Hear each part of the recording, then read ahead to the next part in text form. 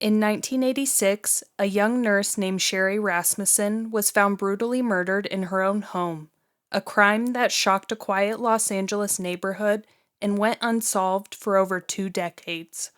For years, police believed it was a burglary gone wrong, a random act of violence, but the truth was far more complex and far closer to home. This is the story of betrayal, obsession, and justice delayed, a case that would eventually expose one of the most shocking secrets within the ranks of the LAPD itself. Welcome to the story of Sherri Rasmussen. The fluorescent lights hummed faintly in the quiet hallway as 2 plainclothes detectives walked side by side, their expressions unreadable but their pace deliberate. The woman they were approaching had no idea that her life and her carefully maintained career was about to unravel in an instant. Stephanie Lazarus, a veteran LAPD detective known for her work in the art theft unit, sat behind her desk, surrounded by neat stacks of case files in the quiet order of her office. To anyone looking in, she was simply another officer going about her day, focused, professional, and completely at ease. But that calm was about to shatter. The detectives entered, their voices casual, their tone friendly, the kind of approach designed to disarm. They told her there was a matter they needed her help with, something about a suspect in custody who might have information on one of her old cases. It was nothing urgent, they said, but could she come down to the station's interrogation room? Stephanie agreed without hesitation. After all, she was one of them, a fellow officer, a trusted colleague. She walked with them, her badge and gun left behind, as per procedure when entering certain secure areas. It was only when the door clicked, shut behind her, that the conversation shifted, the questions becoming sharper, more precise. And then came the moment when a seasoned detective, a woman trained to read faces, to notice the flicker of fear or the tightening of a jaw, realized that the focus of the interview was not some unknown criminal, but herself. The name Sherri Rasmussen was spoken aloud, a name Stephanie had likely avoided for decades. The detective's eyes held hers, their words slow and deliberate, telling her that new DNA testing had linked her, beyond any doubt, to a murder committed more than 20 years earlier. Sherri Rasmussen, a bright, kind-hearted nurse with a promising career and a newlywed's glow, had been brutally killed in 1986 in what police had long called a botched burglary. But now the truth was rising from the shadows, and the truth was sitting right here in the interrogation room in the form of a decorated LAPD detective. The city in 1986 was alive with a restless electric energy. The air tinged with the exhaust of rush hour traffic, the sidewalks alive with people carrying briefcases, coffee cups, and the optimism of a new year. Sherri Rasmussen thrived in this rhythm. At just 29, she had already risen to the role of Director of Nursing at Glendale Adventist Medical Center, a position that spoke volumes about her skill, her intelligence, and the warmth she brought to everyone around her. Her colleagues admired her, her patients adored her. And in her personal life, things were just as bright. Only a few months earlier, she had married John Rutten, a handsome, easygoing engineer with whom she had fallen deeply in love. Their wedding had been filled with laughter, family, and promises whispered under soft lights, the kind of promises 2 people make when they believe the rest of their lives will be long and happy and safe. But lurking at the edges of that happiness was a shadow Sherri could neither ignore nor fully understand. That shadow had a name: Stephanie Lazarus. Stephanie was not just any woman from John's past. She was a fellow UCLA alum, a former girlfriend, and by most accounts, someone who had not taken the breakup well. The relationship between John and Stephanie had ended years earlier, but Stephanie still seemed tethered to him by something unspoken, an unwillingness to let go, a quiet, simmering need to insert herself back into his life whenever she could. Sherri, who was both confident and kind, had tried to take it in stride, but there were moments when the unease cut through her composure. She told her family about odd encounters, about seeing Stephanie at the gym she and John used, about surprise visits to their home under the pretense of borrowing equipment, and about phone calls that seemed far too personal for a woman supposedly in the past. Her father, Nels Rasmussen, remembered his daughter's words vividly. She told him outright, "If anything happens to me, you need to look at Stephanie Lazarus." At the time, it sounded dramatic, a precaution born from a series of unsettling but ultimately nonviolent incidents. But Sherri's intuition was sharp. She could sense that the tension wasn't simply jealousy, it was possession.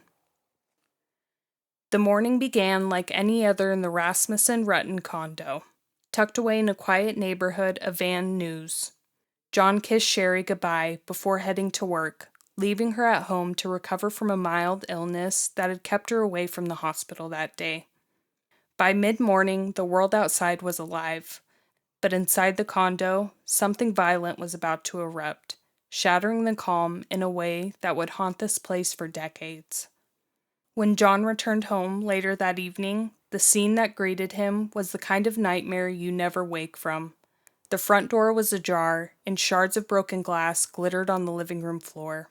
Furniture was knocked over, a vase lay shattered in the corner, and the quiet suburban order they'd built together had been torn apart. In the living room, Sherri lay on the floor, her body twisted unnaturally, blood pooling beneath her. She had been brutally beaten, with defensive wounds marking her arms, evidence of a desperate struggle. 3 gunshot wounds, close range, had ended her life. The LAPD detectives who arrived took in the scene and came to what seemed like a reasonable conclusion: a botched burglary. There were signs of forced entry, 2 bite marks on Sherri's arm, and the couple's wedding gifts and electronics were missing. To them, it fit the pattern of a break-in gone wrong. An intruder caught in the act, a victim who fought back, violence spiraling until there was no turning back. But almost from the start, Nels Rasmussen was uneasy with this theory. His daughter had been strong, cautious, and security-minded, and the level of violence, the beating, the bite mark, felt deeply personal, like rage rather than desperation. Still, the investigation moved forward with the burglary theory as its guiding light. Leads dried up quickly, evidence was processed, boxed, and filed away. Months turned into years, and years turned into decades. Sherri Rasmussen's murder remained unsolved, locked away in the cold case files of the LAPD, with her father's warnings about Stephanie Lazarus fading into the background noise of too many other tragedies. But in 2009, more than 20 years later, a cold case detective pulled out Sherri's file. And what they found, buried in a piece of evidence that had been overlooked, would rip the lid off the case and bring the shadow from Sherri's past hurtling into the present. Cold case detective Jim Nuttall sat at his desk, flipping through the faded photographs and yellowed reports from Sherri Rasmussen's murder. But Nuttall's attention wasn't on the words. It was on a single plastic evidence envelope that had been stored with the rest, a swab from the bite mark found on Sherri's arm. Back in 1986, DNA testing was primitive. The bite mark had been noted, photographed, and stored, but it couldn't be analyzed in the way we can today. Now, more than 2 decades later, science could speak for Sherri. The swab was sent to the lab, and when the results came back, the report was almost electric in its clarity. The DNA belonged to a woman. That single detail shattered the old burglary theory like glass. A random male intruder? Impossible. This was personal, intimate, face-to-face violence, the kind you only see when the killer knows the victim. Nuttall began combing through the original case notes, searching for any mention of women who might have had a motive. It didn't take long before a name began to surface in the margins of interviews: Stephanie Lazarus. Back then, she was a young LAPD officer and John Rutten's ex-girlfriend, someone Sherri had reportedly told her parents was making unwanted visits and veiled threats. Lazarus had allegedly appeared at Sherri's workplace, urging her to back away from John. She had even shown up at their home uninvited, and yet, at the time, detectives had dismissed her as irrelevant to the burglary theory. Now, with the DNA pointing to a female suspect, Lazarus's name wasn't just relevant, it was glowing like a warning light. The problem was that Stephanie Lazarus was no longer just a name in an old case file. She was now a respected detective in the LAPD's art theft detail. She carried a badge, a gun, and a spotless record. If she caught wind that the case was being reopened, she could destroy evidence, shut down leads, maybe even vanish. So Nuttall and his team began to work in absolute secrecy. They built a quiet, careful operation to confirm their suspicions. Detectives followed Lazarus discreetly, waiting for the moment she would discard something with her DNA on it. That moment came one afternoon at a Costco in Simi Valley. Lazarus, unaware she was being tailed, finished a drink and tossed the cup into the trash. Minutes later, an undercover officer retrieved it, sealing it as evidence. When the lab compared the DNA from that discarded cup to the sample from Sherri's bite mark, the match was undeniable. On the morning of June 5, 2009, detectives staged a ruse to get Lazarus into an interview room without alerting her to the real reason she was there. They told her they needed her expertise on an art theft case. She walked in, professional and calm, dressed in business attire, sat down across from fellow officers she thought were there for work. But as the question shifted from art to her past, to John Rutten, to 1986, to Sherri Rasmussen, her composure began to crack. Small shifts in her voice, her posture, her breathing. Then came the moment when the detectives told her she was under arrest for the murder of Sherri Rasmussen. Her eyes widened, her lips parted, and for the first time in decades, the woman who had once walked away from a brutal killing was caught in a moment she couldn't talk her way out of. In that instant, the timeline collapsed, 1986 and 2009 folding into one, and the long shadow cast over the Rasmussen family finally began to lift. Nearly 3 years after her arrest, Stephanie Lazarus walked into the Los Angeles Superior Court in a neatly pressed suit, her dark hair carefully styled, the same calm, almost authoritative air she had once worn as a detective. But this time, the badge was gone.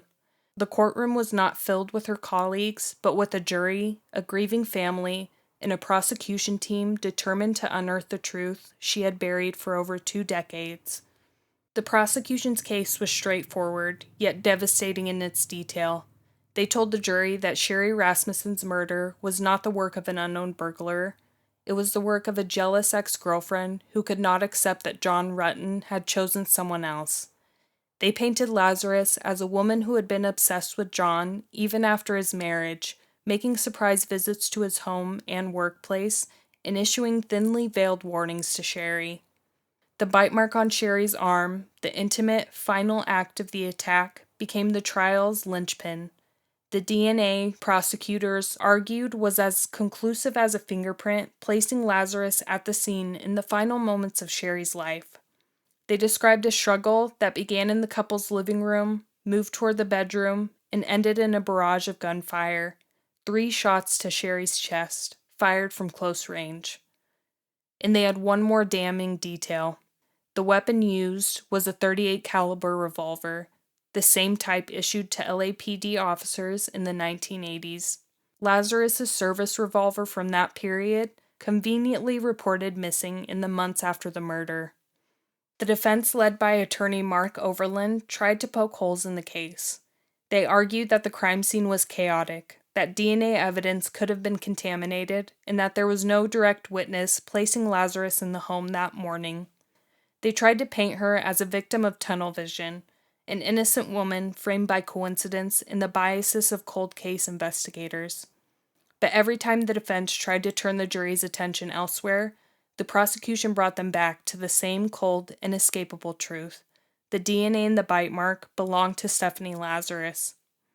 When John Rutten took the stand, his voice was heavy with the weight of the past. He admitted he had never suspected Lazarus could be involved, that they had once been close, even intimate after his marriage, but that he had no idea she had been harboring such resentment toward Sherri.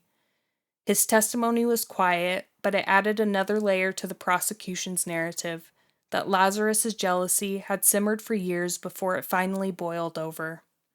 The trial stretched on for weeks, each day peeling back another layer of a case that had been frozen in time for decades. Sherri's parents, Nels and Loretta Rasmussen, attended almost every session, their faces a mix of grief and determination. They had fought for years to have the case reopened, insisting the original investigation had overlooked a key suspect.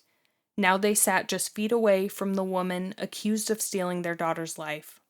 Finally, on March 8, 2012, the jury returned to the courtroom. The atmosphere was so tense it felt like the air itself had weight. Lazarus sat at the defense table, hands folded, eyes fixed straight ahead. The foreperson stood, holding the verdict slip. People of the State of California versus Stephanie Eileen Lazarus. Case number BA 357423. We, the jury, in the above entitled action, find the defendant, Stephanie Eileen Lazarus, guilty of the crime of murder of Sherri Rasmussen. The words hung in the air for a moment before settling over the room. Lazarus showed little visible reaction, but for the Rasmussen family, it was the moment they had waited more than a quarter of a century to hear. Judge Robert Perry sentenced Lazarus to 27 years to life in prison. For the first time since 1986, the Rasmussen family could breathe, not because their pain was gone, but because the truth had finally been spoken in open court. The murder of Sherri Rasmussen was a tragedy that lingered in the shadows for more than 2 decades, her life stolen in a moment of jealousy and rage, her family left with unanswered questions and a relentless need for justice. For years, the case was cold, buried beneath the noise of a bustling city and the limitations of forensic technology. But it was a father's intuition, a detective's perseverance, and the relentless march of science that finally broke through the silence. Stephanie Lazarus, once a trusted officer sworn to protect and serve, was revealed to be the perpetrator, the face of a betrayal that cut deep into the fabric of law enforcement itself. Her arrest and conviction sent shockwaves through the LAPD and the community, forcing painful questions about loyalty, trust, and the hidden darkness that can exist behind the badge. Yet amid the heartbreak and betrayal, there is also a measure of hope.